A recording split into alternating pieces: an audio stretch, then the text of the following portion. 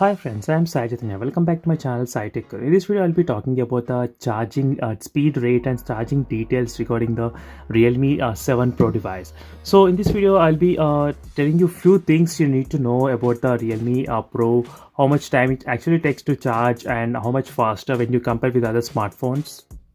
And there is also one more additional thing which is called the next super fast charger from the Realme. It is called as a dot charger. The reason why the super dot charger has been named from the work charger, I'll try to explain in this video up to my knowledge.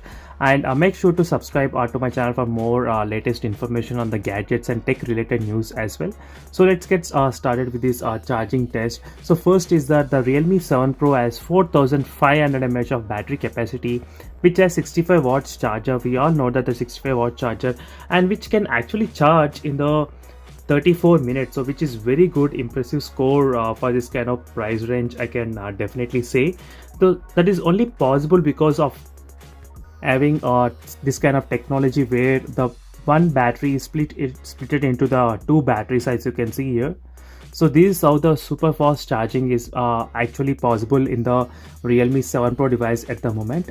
So here is a few screenshots which I have taken here, and as you can see, the when you come timings with other smartphones, you can easily see the time as well. The Realme 7 Pro can charge within 34 minutes, and other phones with the 44 watts 51 minutes and 30 watts takes about 75 minutes. You can see clearly the timings as well.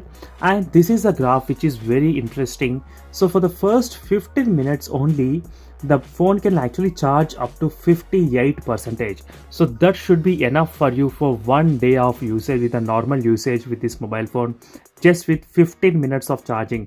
So that is another most interesting thing about the smartphone, in my opinion, seriously friends.